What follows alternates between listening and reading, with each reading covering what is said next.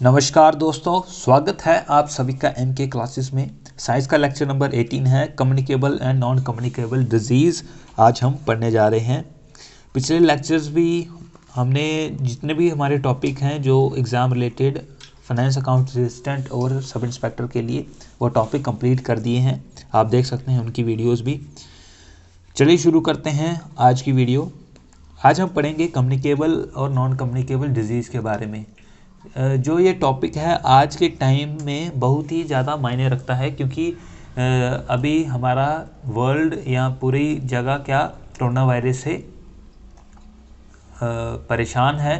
और corona virus हम सब जानते हैं ये एक ऐसा डिज़ीज़ है जो कि एक दूसरे के टच करने से या ड्रॉपलेट से बात करने से फैलता है। ठीक है, तो जो ऐसे डिज़ीज़ जो कि एक दूसरे से फिज़िकल होने से फैलते हैं उनको कम्युनिकेबल बोलते हैं, और जो डिज़ीज़ फिज़िकल नहीं होने से जो होते हैं उनको नॉन कम्युनिकेबल बोलते हैं।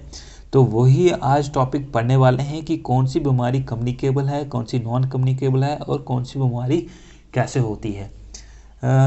अभी देखिए, वर्ल्ड हेल्थ ऑर्गेनाइजेशन जो है हमारी, ठीक है, उसने जो डिज़ीज़ है उसको कैसे डिफ़ाइन किया है। उसने कहा है कि a state of complete physical, mental and social wellbeing. अगर कोई आदमी क्या है, फिजिकली, मेंटली और सोशली ठीक है तो इसका मतलब वो क्या है, उसको डिज़ीज़ नहीं है। अगर कोई आदमी मेंटली और फिजिकली ठीक है लेकिन सोशली ठीक नहीं है तो इसका मतलब वो क्या है, वो डिजीज़्ड है। ठीक है, तो disease refer to anti biomedical defined deviation. ये क्या है कि सिर्फ मेडिकल ही नहीं, आप अगर सोशली वेल बीइंग नहीं हो, एक बॉडी फंक्शन स्ट्रक्चर आपका जो है वो ढंग से काम नहीं कर रहा है तो उसको डिजीज़ मानेंगे। मतलब कोई काम आप अच्छे से नहीं कर पा रहे हो, ईजी से कोई काम नहीं कर पा रहे हो, उसको कहते हैं डिजीज़। अभी जो हमारे डिज़ीज़ होते हैं उसको दो मेन कैटेगरी में बांटते हैं। एक को कहते हैं कम्युनिकेबल और एक को कहते हैं नॉन कम्युनिकेबल डिज़ीज़। अब जो ये कम्युनिकेबल और नॉन कम्युनिकेबल डिज़ीज़ हैं, इसमें क्या है, जो कम्युनिकेबल डिज़ीज़ एक ऐसा डिज़ीज़ है, जैसे कि मैंने कोरोना वायरस के बारे में बात करी है ना, कि ये एक इन्फेक्शियस एजेंट होते हैं जो कि बैक्टीरिया या वायरस से आते हैं। किससे आते हैं? बैक्टीरिया या वायरस से। और ये कैपेबल होते हैं क्या, पर्सन टू पर्सन और इन्वायरमेंट टू पर्सन फैलने के। कम्युनिकेबल डिजीज़ ऐसे डिजीज़ होता है जो कि ह्यूमन टू ह्यूमन फैल सकता है या इन्वायरमेंट टू ह्यूमन फैल सकता है। अभी हमारे पास कम्युनिकेबल डिजीज़ जो है उसको अलग अलग कैटेगरी में और बांटा गया है। देखिए, एक बैक्टीरियल कैटेगरी में देखें तो बैक्टीरिया से कौन कौन सी बीमारी होती है, टाइफाइड, कॉलरा, ट्यूबरक्लोसिस। और जो वायरल है ना, वायरल जो बीमारी होती हैं वो कौन सी, common cold, influenza, HIV infection, dengue, है ना। और जो प्रोटोजोअल जो कम्युनिकेबल डिजीज़ होती है, मलेरिया, कलर, और जो फंगल से होती है उसको फंगल इन्फेक्शन कहते हैं। और fungal infection of nails, groins, skin, hair, parasite. और पैरासाइट से जो होती है जो राउंड वार्म होते हैं या लीच होते हैं, है ना। तो ये सब कम्युनिकेबल डिजीज़ हैं और इनके फैलने के अलग अलग तरीके हैं, तो उस हिसाब से इनको बांटा गया है। बैक्टीरिया वाले को बैक्टीरियल, और जो ऐसे कॉमनली फैलते हैं उनको वायरल, और जो प्रोटोजोआ से फैलते हैं उनको प्रोटोजोल, और पैरासाइट। ये सारे नाम मैंने यहाँ पे लिखे हुए हैं, एग्जाम में पूछे जाते हैं। Modes of transmission. अभी देखिए, अभी हमने ये तो पढ़ लिया कि कौन सी बीमारी कहाँ से आ रही है, तो उसको अलग अलग कैटेगरी में बांट दिया। अभी किस तरीके से वो जो फैलती है बीमारी, किस ट्रांसमिशन होती है, ठीक है, बीमारी की डायरेक्ट होती है या इनडायरेक्ट ट्रांसमिशन होती है, उसके बारे में देखिए। Disease takes place as follows, है ना, ऐसे फैलती है। या तो डायरेक्ट ट्रांसमिशन होगी, direct transmission of direct contact और टचिंग। ये कैसे होती है, यहाँ तो कोई बंदा डायरेक्टली टच कर दे, है ना, किसी इन्फेक्टेड पर्सन को या इन्फेक्टेड प्लेस को, वैसे हो सकती है। या तो when we touch a person और come in direct contact with skin, या तो स्किन के डायरेक्ट कॉन्टैक्ट में आ जाएं, या तो मस्कस मेम्ब्रेन जो हमारी ये जो स्किन होती है, जो ऊपर की जो लेयर होती है उसको मस्कस कहते हैं, उसके साथ डायरेक्ट कांटेक्ट में आ जाए, उसका जो इन्फेक्शियस मतलब कि स्किन है या आई है उसके साथ में कांटेक्ट में आ जाए, तो डायरेक्टली क्या हो जाती है, उसको ट्रांसमिशन हो जाती है। ठीक है, इसको डायरेक्ट ट्रांसमिशन कहते हैं। अगली क्या है, ड्रॉपलेट इन्फेक्शन। ड्रॉपलेट इन्फेक्शन कैसे होती है, जैसे कि कोई बंदा बोल रहा है, जब वो बोलता है तो उसके मुंह से क्या निकलते हैं, थूक निकलती है या वाटर ड्रॉपलेट निकलते हैं, है ना। और जो ये वाटर स्लाइवा बोल सकते हैं, स्लाइवा जो निकलता है, अगर अगले वाले बंदे को कॉमन कोल्ड है, ट्यूबरक्लोसिस है, मिनीटिस है ना, या उसने सॉइल के साथ कांटेक्ट किया हुआ है, ठीक है, तो वो क्या हो सकता है कि जो ये ड्रॉपलेट्स हैं ये डायरेक्टली या इनडायरेक्टली क्या हो जाएंगे, स्प्रेड हो जाएंगे, ठीक है, एक बंदे से दूसरे बंदे में, है ना। और अगर हम मिट्टी में अगर कोई बंदा खेल रहा है ना, तो कोई बच्चे ही खेलते हैं मिट्टी में, है ना, तो उसमें भी जो क्या होते हैं, हुक वार्म्स होते हैं जो कि इन्फेक्शियस होते हैं या टेनेंट्स होते हैं, वो भी बीमारियां करते हैं, है ना। तो ये अलग अलग तरीके से क्या है, कम्युनिकेबल डिजीज़ फैलता है।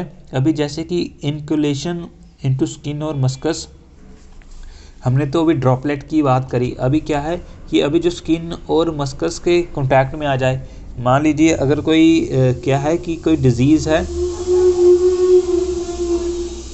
है ना, तो क्या है कि रेबीज़ जो होती है ना, रेबीज़ अगर आपको मालूम हो, एनिमल्स में होती है, ह्यूमंस में भी हो जाती है, जिसको क्या बोलते हैं, पागल हो जाता है कुत्ता जब, है ना, तो वो क्या है, वो कैसे फैलती है, स्किन टू स्किन टच से फैलती है। तो it is generally known as occur in dog और मंकी के काटने, कुत्ते और मंकी के काटने से ये होती है। और हेपेटाइटिस से कैसे होता है, वायरस से। और कैसे फैल सकता है, अगर हम कंटेमिनेटेड नीडल्स का इस्तेमाल करें।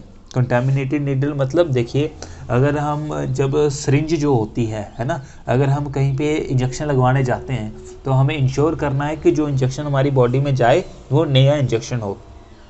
नया इसलिए हो क्योंकि वो हमारी बॉडी के साथ टच होगा, खून निकलेगा, और अगर उस खून में अगर हेपेटाइटिस है या HIV है उस बंदे को, तो वो क्या हो सकता है, वो इन्फेक्टेड ब्लड हमारे ब्लड के साथ कांटेक्ट में आएगा और हमें भी वो इन्फेक्शन हो जाएगा, ठीक है।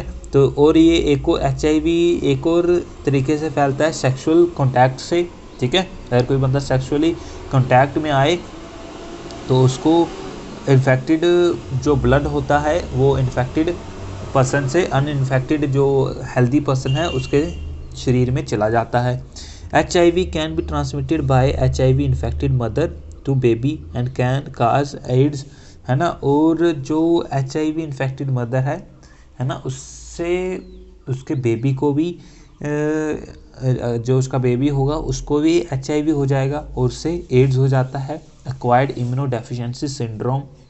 इसमें होता क्या है कि आदमी की जो इम्यून सिस्टम होता है वो ख़त्म हो जाता है। इम्यून सिस्टम ख़त्म होने से क्या होता है कि अगर कोई भी बीमारी आदमी को लग जाती है, मान लीजिए आपको अगर बुखार हो गया तो आप बुखार से मर जाओगे, आप कभी ठीक नहीं होगे बुखार से। तो ये इम्यून सिस्टम ख़त्म कर देती है ये वाला virus. Also transmitted indirectly in the following veg.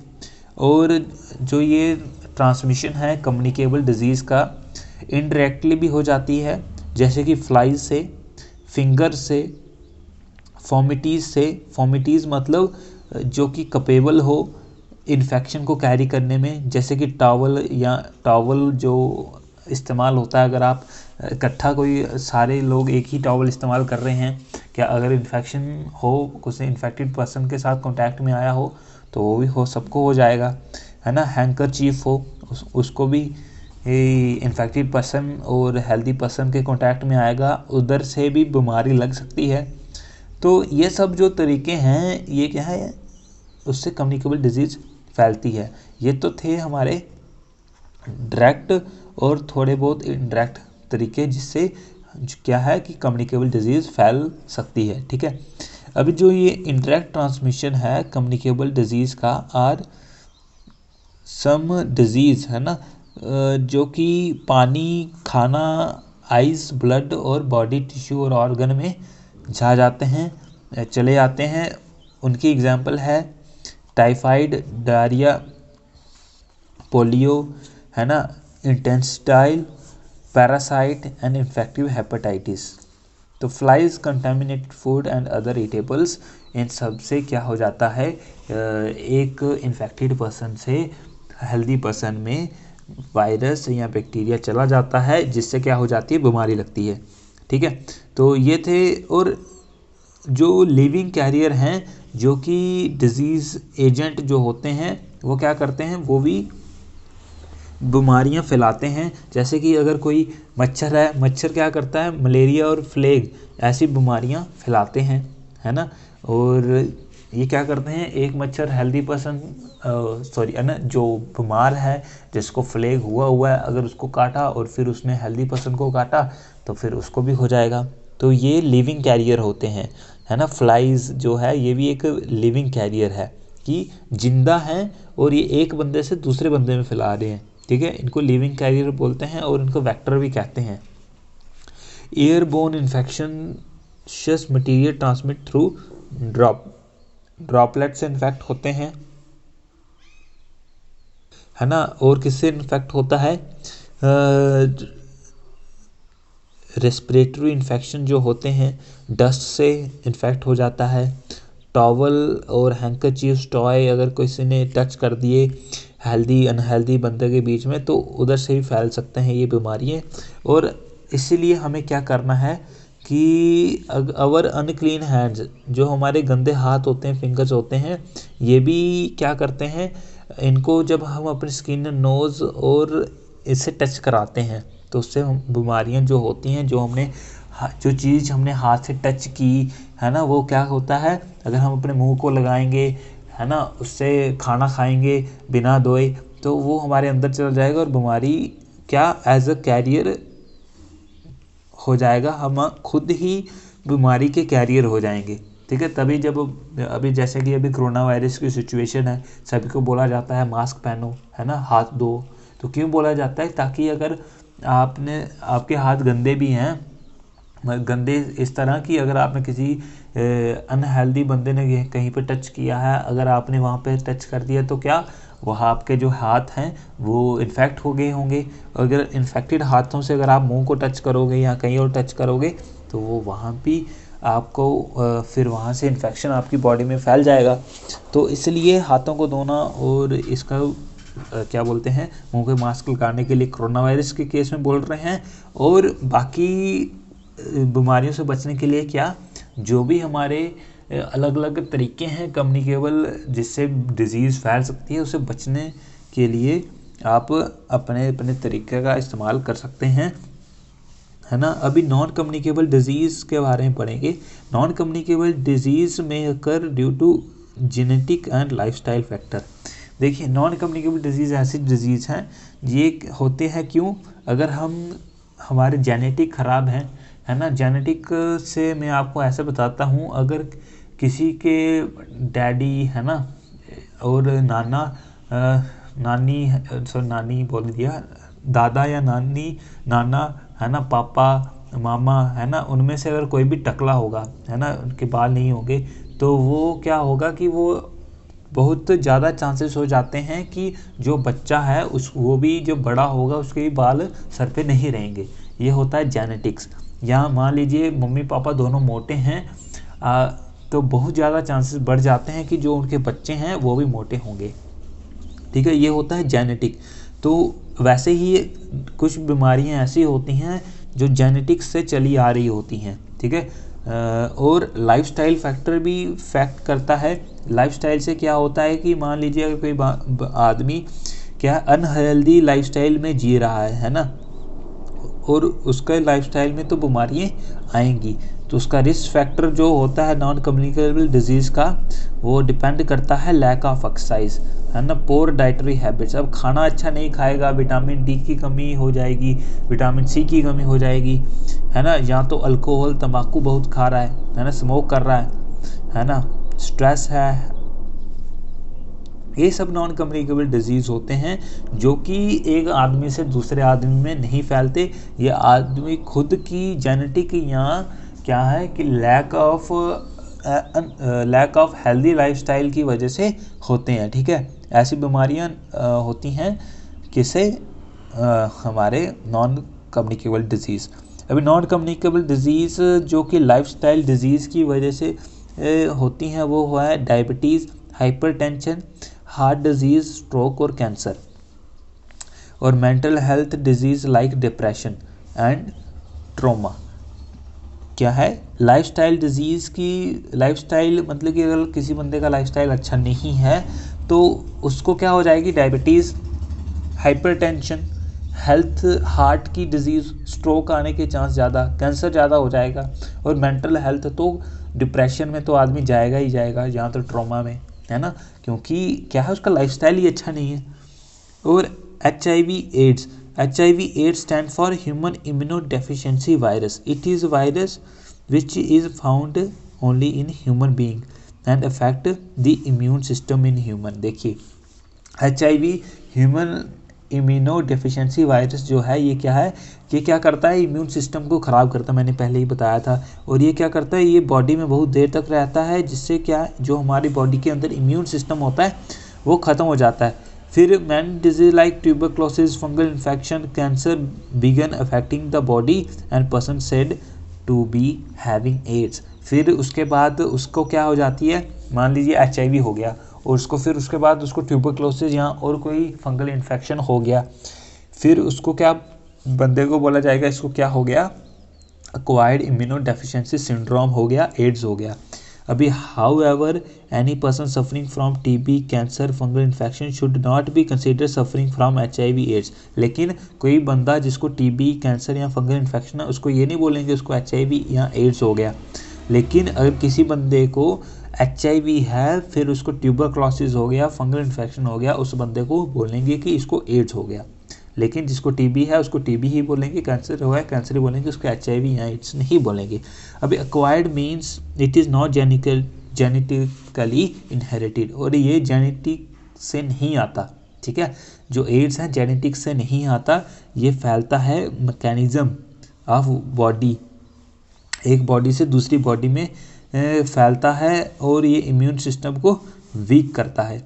अभी इंडिविजुअल को अगर एड्स है, ठीक है, तो it is not just a sign and symptom of one disease but group of disease that appear in him और हर person is said to be HIV positive. उसमें क्या होता है, बहुत ज़्यादा बीमारियाँ उसके अंदर होती हैं। ऐसा नहीं कि उसको एक ही बीमारी होगी, उसको बहुत ज़्यादा बीमारियाँ उसके अंदर होगी, उसको बोलेंगे कि ये HIV पॉजिटिव है। किसको बोलेंगे, जिसमें उसमें ग्रुप ऑफ डिजीज़ अगर होंगी किसी आदमी में, उसको बोलेंगे ये HIV पॉजिटिव है। और HIV is present in his और हर बॉडी। तो HIV और एड्स में भी अप टू 10 to 15 ईयर तक एक बॉडी के अंदर रहता है। और क्या करता है ये, depend upon factor like status, immune system, time of entry HIV in the body, regular treatment और इलनेस, गुड डाइट और हेल्थी लाइफस्टाइल से इंडिविजुअल क्या कर सकता है, अपने इस बीमारी से लड़ सकता है, अगर वो अच्छी अपनी हेल्थ की क्या रखे, ध्यान रखे। अब ये ट्रांसमिट कैसे होता है, अगर एक आदमी को HIV होता कैसा है, अगर कोई अनसेफ सेक्सुअल कॉन्टैक्ट करे HIV इन्फेक्टेड पर्सन से, है ना, और ये सबसे कॉमन है, ये सबसे ज़्यादा होता ही यही है, ठीक है, अगर वो अनसेफ सेक्सुअल कॉन्टैक्ट करता है। और यहाँ तो होता है HIV इन्फेक्टेड मदर से, अगर कोई न्यू बॉर्न बेबी है उसको हो जाता है, बेबी होगा जो मदर का, उसको न्यू बॉर्न बेबी उसको भी हो जाएगा, क्योंकि अगर मदर HIV इन्फेक्टेड है। और transfusion of HIV infected blood, वैसे ही अगर कोई किसी HIV पॉजिटिव आदमी का ब्लड HIV जो एक हेल्दी पर्सन है अगर उसके साथ कांटेक्ट में आ गया तो क्या हो जाएगा, उसको भी HIV पॉजिटिव हो जाएगा। तो ये सब रीज़न होते हैं जिसकी वजह से एक आदमी को HIV फैल सकता है। अगर मान लीजिए किसी ने सिरिंज या ब्लेड, है ना, टच करा दिया आपकी स्किन के साथ, जो कि एक HIV पॉजिटिव आदमी के साथ था, है ना, तो वो भी फैलाता है। ठीक है, तो ये सब आपको चीज़ें ध्यान में रखनी है जब भी आप नाई के पास जा रहे हो या डॉक्टर के पास जा रहे हो। ब्लड बैंक में जब ब्लड डोनेट भी करते हो, है ना, तो यहाँ कोई डोनेट कर रहा है, पहले उसकी जांच होनी चाहिए कि वो कैसा है, उस हेल्दी तो है ना। और बैक्टीरिया से भी बहुत ज़्यादा बीमारियाँ होती हैं। नीडल्स और सिरिंज को जब आप शेयर करते हो, वही मैंने बताया है ना, तो ये सब चीज़ें ध्यान में रखनी होती है। HIV का बात यह है कि ये हवा, पानी और खाने से नहीं फैलता है। ये फैलता है अगर किसी आदमी के ब्लड दूसरे इन्फेक्टेड आदमी का ब्लड अनइन्फेक्टेड आदमी के बीच में चला जाए, तो ऐसे ये फैलता है। और जितने भी डिज़ीज़ और जो इम्पॉर्टेंट वायरस जिससे डिज़ीज़ होते हैं, मैं आपको ये सब PDF में प्रोवाइड करा दूंगा। तो ये रही जो सारी बीमारियाँ एग्ज़ाम के लिए इम्पॉर्टेंट है, इसलिए मैंने यहाँ पे डाली हुई हैं, आप इनको पढ़ सकते हैं। धन्यवाद।